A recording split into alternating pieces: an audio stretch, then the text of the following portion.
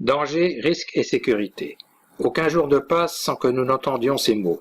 Tel ou tel agent chimique, physique ou biologique présente un risque. Tel ou tel produit est un danger ou se comporter d'une certaine manière n'est pas sûr.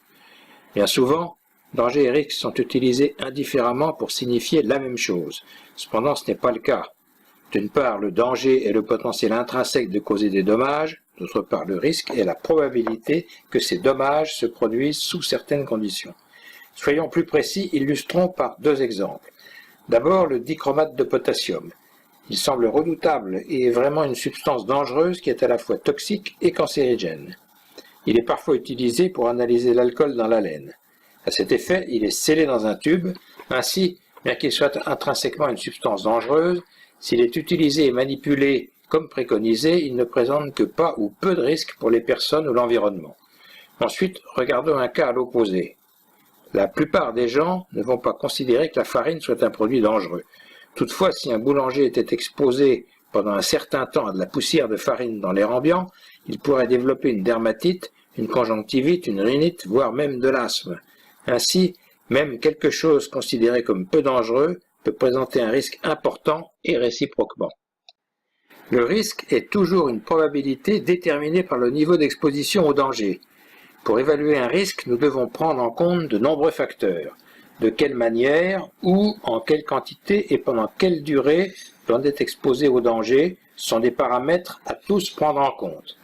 La recherche en toxicologie peut faire l'inventaire des propriétés potentiellement dangereuses d'un produit chimique, physique ou biologique et permet de fixer une limite en dessous de laquelle l'exposition ne présente aucun risque. À partir de cette recherche, un risque peut être évalué sur la base de la fréquence, de la durée et des conditions d'exposition. Cependant, certains types de risques sont difficiles à quantifier, soit en raison de la complexité d'un système comme dans le cas du changement climatique, soit parce que nous manquons encore de certaines données ou des instruments de mesure appropriés comme dans le cas des nanomatériaux.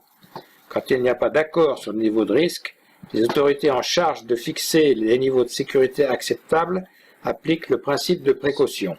Lorsque des éléments suffisamment établis suggèrent qu'une activité pourrait produire potentiellement des dommages irréversibles pour la santé ou l'environnement, les mesures doivent être prises même si la preuve définitive ou le lien de causalité n'est pas encore formellement établi avec une certitude absolue. Il est préférable de se placer du côté de la prudence. Néanmoins, les décisions prises par précaution devraient rester proportionnelles à la gravité de ce risque potentiel mais incertain et réexaminées quand de nouvelles données deviennent disponibles. En vérité, le principe de proportionnalité est et devrait être le fondement de toute l'approche juridique. Cela dit, comment pouvons-nous maîtriser un risque? Le risque peut être contrôlé en limitant l'exposition au danger et en adoptant des mesures de réduction de ce risque. La prévention serait une meilleure idée pour maîtriser le risque. Par exemple, le risque routier a été réduit par les limitations de vitesse, l'usage des ceintures de sécurité, les pare-chocs, airbags, systèmes d'assistance à la conduite, etc. Mais que considère-t-on comme être en sécurité?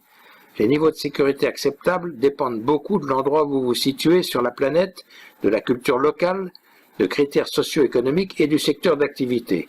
Dans le même esprit, la valeur limite déterminée pour un pesticide comme le DDT doit être appréciée par rapport à son importance pour préserver la santé et les ressources alimentaires dans certaines régions du monde. Dans chaque cas de figure, une valeur limite spécifique doit être fixée. C'est donc pas seulement une décision scientifique et technique, mais également une décision politique. Même si les premières étapes de prise de décision sont logiques, ce que l'on considère comme sûr doit prendre en compte la perception et l'acceptation du risque. Ces deux termes présentent à la fois une dimension émotionnelle et rationnelle. Par exemple, prendre l'avion est fréquemment perçu comme plus risqué que de conduire, bien que toutes les statistiques prouvent le contraire.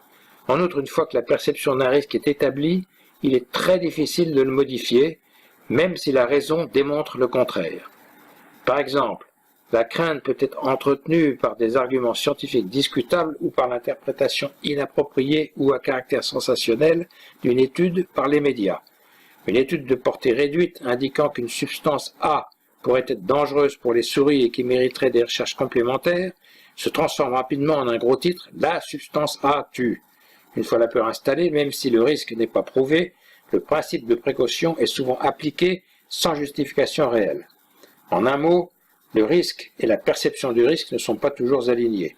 Ceci peut rendre les décisions politiques difficiles à prendre. Dans de tels cas, il est particulièrement important de les fonder sur des faits plutôt que sur des opinions.